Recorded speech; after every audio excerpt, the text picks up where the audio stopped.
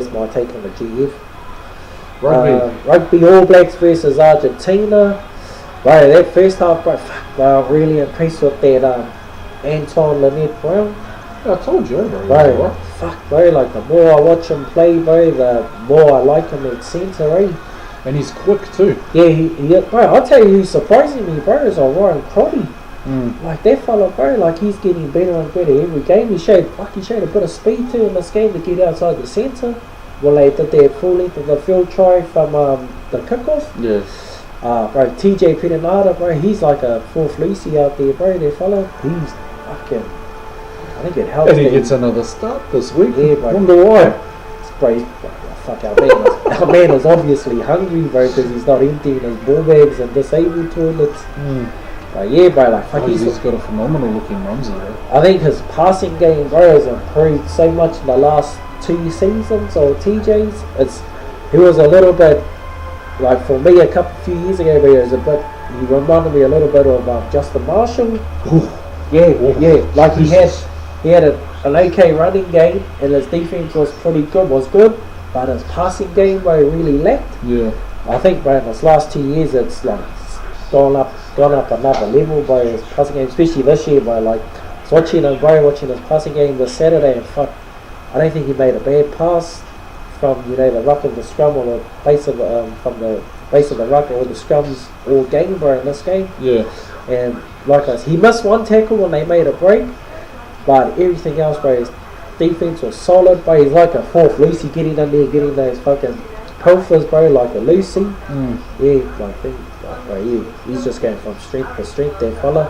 Anton Lynette Brown, he was another standout for me. I think, bro, Julian Severe, bro, I think the quicker the season ends for that fella, bro, the better, so he can get in and get some conditioning under his belt, bro, because he just doesn't look like the player he was last year. Yeah, I think that fella, bro, he's one of those guys who's always going to be picked because of all the love and time that the coaches have put into him. Yeah. A la Israel there. So, bro, I'd love to see some of those young fellas get a run. Like, say, fucking... well, I think, bro, once Sean Wainui, all those guys, I'd like to see them get a tag. I think... like Ione. Yeah, they can't, yeah, bro. They love him at centre, bro. They absolutely love him as a centre, but, fucking... Bro, the thing is, bro, we're always stacked for talent, no matter what. Especially on the backs. Yeah, on the backs, bro, we're always stacked for talent. I think, bro, I think you were saying, bro, give him a run out on the wing just to see how he's going. I think once Nehi comes back, bro, I think... you reckon Nehi get him? Next year, bro, I think he'll get back in, bro. I think he'll get back in, and then it's going to depend who they want to play on the left wing. If it's going to be depending on how Severe comes out of this year. And how Naholo and how Naholo goes, bro. Because Naholo's starting this week. Oh, yep. Yeah, he's starting on the left wing. Julian Severe's been put to the bench. Bro, his brother, bro, Artie, bro, fuck, bro. Pumped because he had another main game. That fella, bro. That's the powerhouse, man, that fella. He's a powerhouse. I really like him, bro. Like at the start of the season, I agreed with them starting Sam Cann. But I think now, bro, I think it's not as clear cut as I thought it was at the start of the year, bro. I think Artie's got way past him now. Yeah. But saying that, bro, they're starting Matt Todd this weekend, and Artie's on the bench. Unless they're just giving him a rest, then they're going to bring him on as an impact player, bro, to try and finish them off the last 20 minutes or so. But yeah, but I thought it was a bit strange that he never got to start again this weekend. Tuipulotu as well, bro. Oh, he's a killer, bro. I've been telling people he's a killer. I've always liked him, bro. But bro, he was a monster this weekend. He was a monster. I think one thing that surprised me this week too, bro, is they gave Elliot Dixon another run. And he was quiet again. Yeah, bro, he was quiet again. So how was Squire? He was good. He ended up getting. It wasn't because one old what's his face got something in the second half. Moody, yeah. Moody. Yeah. So they took him off, to bring on the front row for the scrums. And then when Sky's come back on, then he got Sinman pretty much straight away. So there was a 20-minute period there, like almost 20 minutes, where he didn't get to play because of that. And then I think when his time was up was when they brought Dixon on. So he was solid. Without being spectacular, bro, in the time that he was on. Yeah, it wouldn't mess up your But I think, bro, he'd be ahead, which he is. He's ahead of Elliot Dixon in the pecking order at the moment, which I didn't think at the end of Super Rugby, bro. I thought Elliot Dixon was ahead of him. Yeah, I was an Elliot Dixon man until, I still am, hard out. But just some of the touches I saw Liam Squire make this year with the Highlanders, I was like, fuck yeah, there's something mean about this chap. And it wasn't until I was talking to Layman Davies and he was giving me the inside scoop on the man. And that's when he really fell in love with him. Oh, fuck that fella's my man crush. Look, I'm trying to grow a mullet, but I ended up getting a fucking haircut. I got gutted. Yeah, sometimes at work when I do something mean, I go like this. Wicked. Yeah, mean. Three ounces up. I've only wanted to pick twice. Yes, but overall, bro, out of 10, what do you give it? Oh, their first half, bro, was like nearly a 9 out of 10 for me, bro, because especially their last 10 minutes, bro, it's like once they decide to put the foot down, bro, no one can touch them, bro. Yeah. They're untouchable, bro, this team at the moment. Once they decide they're going to put the foot down, bro, they're untouchable. I don't know if they're getting bored or what, bro, or the season, is a bit long. When they go to, they don't look ordinary when they go to sleep, but it's like they just start cruising and they just go through the motions, bro, and then they'll just, do enough not to fuck up, bro. Because I think Argentina scored, 2 late tries. Like, yeah, it was weird, bro, because before the All Blacks took off in the last 10 minutes of their first half, bro, the Argies, they had a lot of ball, they were doing a lot of good things with it. Then all of a sudden, bro, it was just like, whack. Yeah. 3 tries, bro. It was like, what the fuck is 29-3 now? And it was like, where the fuck did that come from? Yeah. But yeah, bro, this All Black team, bro, once they decide to put the foot down, bro, that's it, bro. No one can hang with them at the moment. Now we've talked about the All Blacks and the Argies. We have to talk about the Wallabies, because one of our panelists, Mr. Yele Engo, he's probably the heartiest supporter I've ever met in terms of the Wallabies. So yep, what was your take on the Wallabies versus South Africa? Alright, the Wallabies' biggest problem, bro, is that they run sideways in their backline. Quaid, bro, he gets the ball and he wants to drift across straight away, so they've got no direction, bro, going forward. That's their biggest problem to start off with. And then they kick the fucking ball too much. Bro, they just got no counter attack.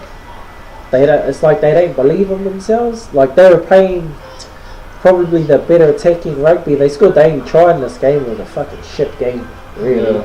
It was a shit game. But bro, they just got no idea what they're doing, bro. Izzy Folau's a waste at the back now, bro, because once they get the ball, he just kicks it.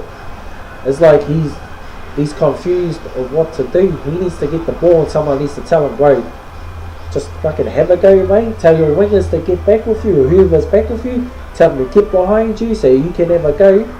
And if you get into trouble, they're there to help you out. Where would you put them? Wing and just let them fucking run. So who would your backline be? Halfback, I don't give a fuck. Yeah. First 5, who fucking cares? Second 5, that other asshole. Centre, fuckface. One wing, Cunty, the other wing, Israel Folau, fullback. I don't give a fuck again. Yeah, so that'll be my Wallaby backline.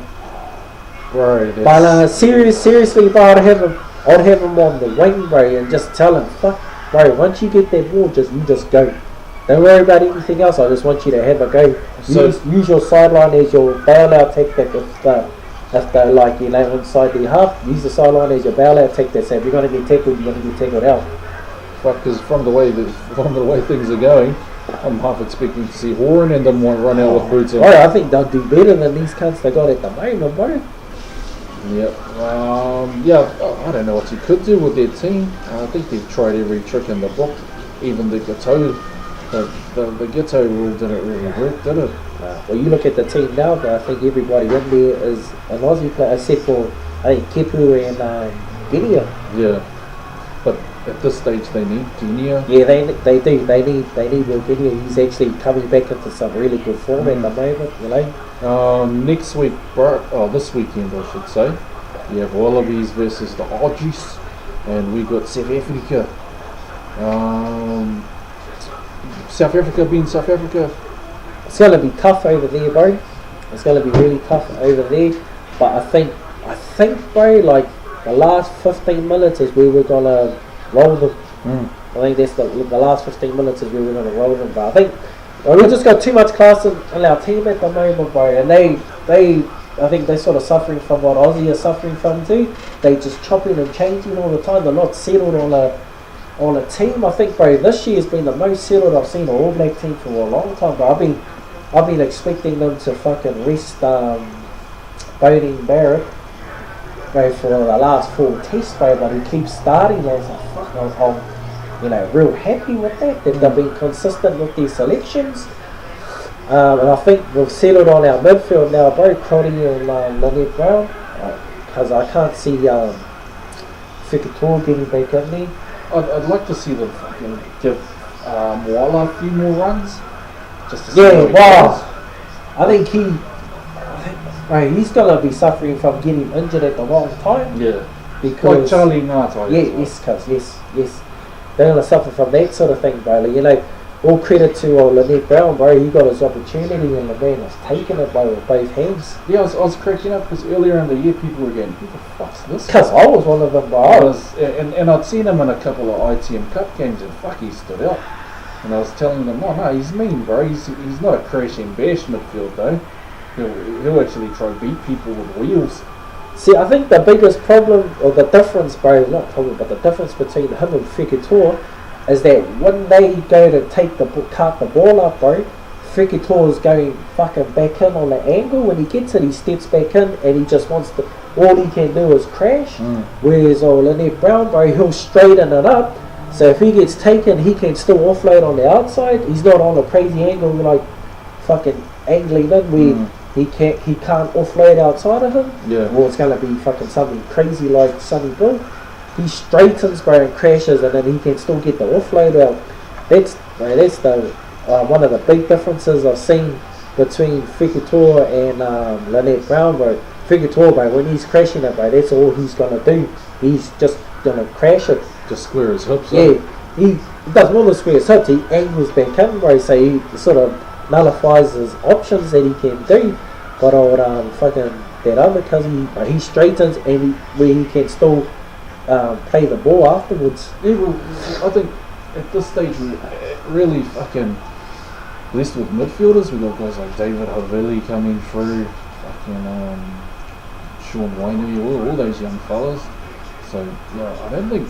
Oh, and we still got Charlie Ngata to come back. Yeah, bro. So we're not really Sonny too. Bill. I know you love him, bro. So because he's favourite man. Did he steal your lunch or something? Fucking hell. No comment. Yeah, Sonny Bill, bro. We still got him to come back. So yeah, it's not really a position that we're fucking struggling for. Unlike the Wallies, fuck the Wallabies are running out of numbers. Mary Tamua's out. Fucking Ghetto's gone home. Sami Kariri. He's not the most distributing midfield back on the planet. Yelafale, bro, that cousin's that poor brief. Kuradrani, he's just out of form. Kuradrani, I think he still was his best centre, bro, but he's just out of form at the moment. Yeah. Anything else? Nah, bro. Well, I think Argentina. Well, it's hard to say, bro. I think Argentina's gonna win the game this week against Aussie. I think it's gonna be a fucking. I think it's gonna be an ugly game, bro. It's gonna be a game where. Yeah, I'm not really expecting much because I think the Argies are tired, and I think Aussies they just had enough, bro. They just want to go home. Yeah, bro, get home and get this one done with. But yeah, All Blacks last 15 minutes. I think they'll take it out. It's going to be close, bro. I'm expecting a score of something like about 35-21, something like that Mm. for that game, bro. But the last 15 minutes is where the ABs are gonna put it away. Easy to say.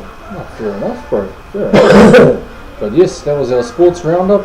Very in depth as usual, especially when it involves this fella in rugby.